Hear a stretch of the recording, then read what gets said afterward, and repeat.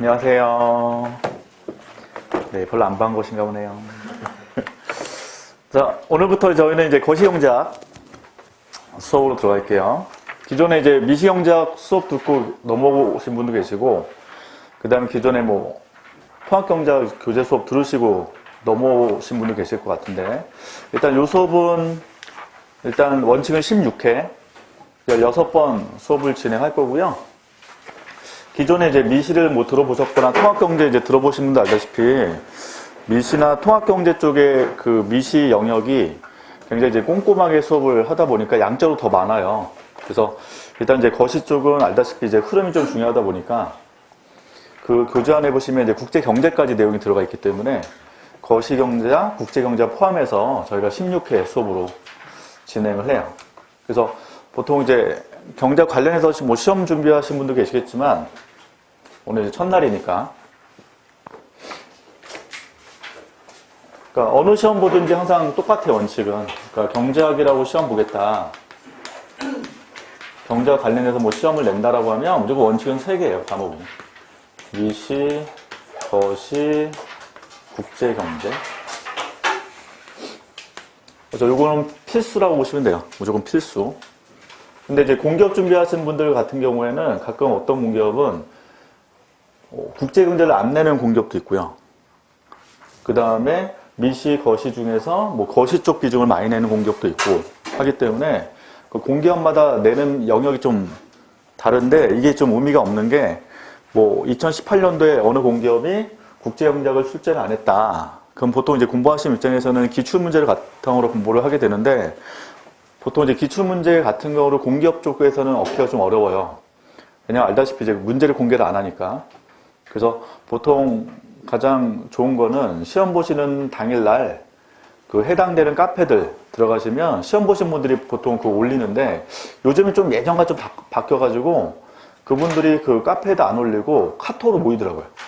카톡 안에서 서로 문제를 서로 막 이렇게 공유를 많이 하기 때문에 예전보다 문제를 좀 덜 사람들이 이제 볼 수 없게끔 하는 것 같아요. 차단을 좀 시키는 것 같은데 하여튼 이제 기출문제를 그날 이제 보시게 되면 영역이 대충 나오거든요. 어디 영역 나왔다. 그러면 예를 들면 국제경제학이 뭐 시험에 출제 안 됐다 막 얘기 나올 거 아니에요. 그러면 그걸 바탕으로 이제 그 다음 연도 공부하시는 분이 국제경제 공부를 전혀 안 해서 대응하시게 되면 낭패 없는 게 국제경제가 또 시험에 나올 수도 있어요.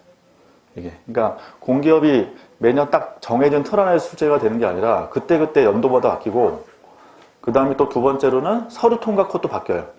이게 그러니까 예전에 제가 뭐 이대 강의하면서 그 금융공기업들 서류 통과 컷을 다 제가 조사를 해가지고 한번 준비한 적 있었는데 예를 들면 뭐 930점, 뭐 토익 930점이 예전에 뭐 학점이 뭐 3.8이었다 라고 하면 그 다음 연도에는 그 컷이 바뀔 수 있다는 거예요.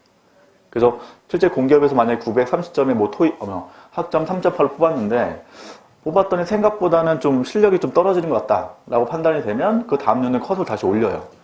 학점도 올리고 토익점도 올린단 말이죠. 그래서 기본적으로 이제 공기업 준비하시는 분들 이제 제일 어려운 게 정보 싸움이란 말이에요.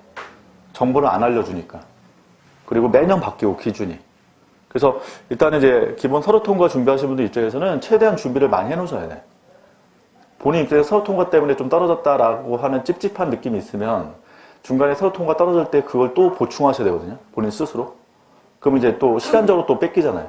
이게. 그래서 보통 이제 공기업 준비하시는 분들 같은 경우는 서류 통과를 충분하게 좀 해놓으시는 게 좋은 게 토익도 예를 들면 가끔 보면 뭐 공기업에서 나오잖아요. 뭐 800 몇 점 정도면 서류 낼 수 있다. 뭐 이런 조건들이 나오지만 실제로 또 기준 다르단 말이에요. 안에서 기준이. 다르다 보니까 최대한 시간이나 기회 있을 때 점수를 최대한 끌어올리시고 자격점도 딸 수 있는 것을 좀 충분히 따놓으셔야 서류가 안 됐을 때 그것 때문에 떨어졌다는 찝찝한 느낌이 있게 되면 다시 또 그걸 준비를 해야 된단 말이에요. 이게. 그래서 일단 좀 그런 전략을 좀 세우시면 좋을 것 같고요. 그 다음에 방금 말씀드린 것처럼 과목 무조건 미시, 거시, 국제경제니까 요 3개를 탄탄히 잡으실 때 항상 어느 시험 똑같아요. 뭐 회계사나 그쪽 다 똑같은 게 뭐냐면 거시 안에 국제경제가 들어가는 거예요. 요 안에. 그래서 여기에 국제무역이랑 국제금융까지 보통 이제 들어가서 준비하기 때문에 큰 과목은 미시, 거시로 나눌 수 있는데 국제경제는 반드시 들어간다 라고 보시면 되고 그 다음에 이제 코타 준비하시는 분들 같은 경우에는 이제 우선순위를 국제경제를 1순위 잡으셔야 돼요. 국제경제 비중이 제일 높기 때문에.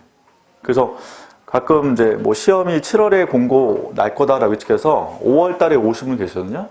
그 5월 때 오게 되면 본인이 만약에 이제 2달 남았다라고 했을 때는 미시것이 이거를 순서대로 다음에 시간이 굉장히 부족하잖아요. 그래서 그때는 역순으로 가셔야 돼. 국제경제 일수일 먼저 공부하시고, 그 다음에 시간 남으면 그 다음 거시.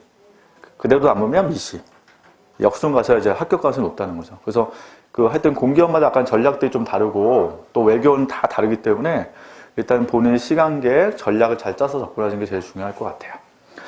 자, 하여튼 대략 그런 부분 좀 말씀드렸고, 그 다음에 지금 미시 쪽에서 공부해서 넘어오신 분들은 스터디를 지금 하시거든요. 여기 심화 쪽 하신 분들이. 그래서 일단 뭐 그분들 말고 지금 신규 들어오신 분들 계시니까 일단 그분들 바탕으로 다시 한번 제가 뭐 좀 조사해서 스터디를 좀 진행하겠다라고 하면 자료도 같이 똑같이 이제 진행을 할 거니까요. 이따 제가 그건 좀 말씀을 드리도록 할게요. 자, 하여튼 이제 거시경제학부터 스타트 쭉 하는데 교재를 보시면 뒤에 국제경제학이 있거든요.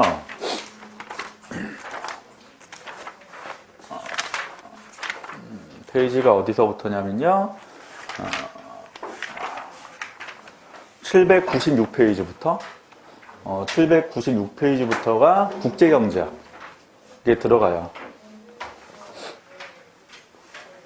그래서 지금 이제 내가 공기업을 준비한다. 일반 공기업 준비를 하고 내가 택일 과목으로 준비하신다라고 하면 국제경제학을 굳이 더 하실 필요는 없어요. 그래서 여기 교재에 있는 거에서 그냥 마무리 해주시면 되고, 대신 이제 예외인 분들이 아까 코트라 붙은 분들은 국제경제학을 심화로 읽는단 말이에요. 다시 추가로. 그 다음에 외교원 준비하신 분들도 국제경제학을 별도 과목으로 공부를 하셔야 돼요. 예. 그래서 일단은 시험 공부하시는 그 대상마다 좀씩 다르다 보니까 일단 그거를 좀 염두에서 하시면 될 것 같고, 그 다음에 이제 오늘 첫날인데 이제 다음 시간부터는 쪽지 시험을 저희가 매번 볼 거예요. 그래서 기존에 이제 미시 수업도 쪽지 시험을 계속 봤던 것처럼 거시도 계속 쪽지 시험을 계속 볼 거고, 그 다음에 추가 자료 같은 거 계속 나갈 테니까 일단은 뭐 중간에 좀 일이 있어서 못 나오시거나 이런 분들 계시면 나중에 인포 오셔가지고 쪽지 시험 봤던 거 좀 달라고 하시거나 자료 달라고 하시면 되고요. 그 다음에 또 빠지게 되면 저희가 인강을 또 찍으니까 인강 제공도 좀 요청을 해주시면 되겠습니다. 아시겠죠? 그래서 저희는 이제 2달 과정으로 국제경제까지 마무리 하시면 되겠습니다. 그래서 기존 이제 심화 강의 원칙은 미시 2달, 거시 국제경제 포함해서 2달. 4개월 과정으로 마무리 해주시면 되고, 그다음부터는 이제 공기업, 일반 공기업들은 객관식이니까 객관식 준비만 열심히 해주시면 되겠고, 그 다음에 외교원분들은 요거 이후에 국제경제 심화 들어가고, 뭐 논술 준비. 네, 코타도 마찬가지로 논술 준비. 이렇게 들어가시면 될 것 같아요. 자, 실제로 이제 전 영역에서 제일 어렵다고 느끼는 게 어디냐면 경제 성장론을 많이 어려워하세요. 거시경제 영역에서.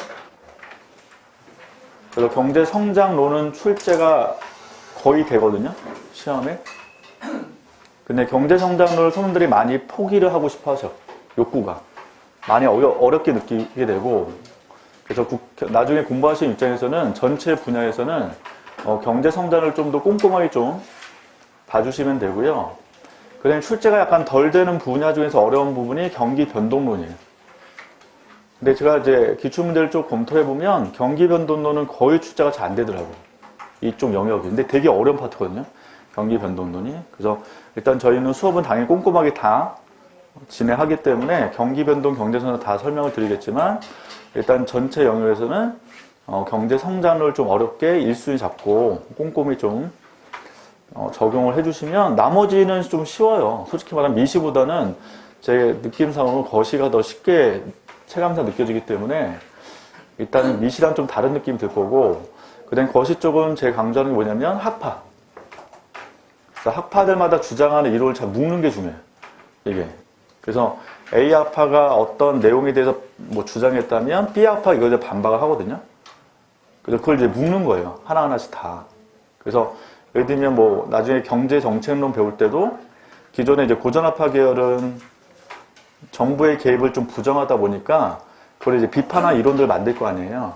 그래서 그 관련된 게 뭐 구축과라는 개념도 있고, 그 다음 뒤에 나오는 새 고전학파 주장하는 리카르도 대등성론 이렇게 등장한단 말이죠. 그러면 그거에 대해서 다른 학파는 또 다른 내용으로 또 반박을 하겠죠.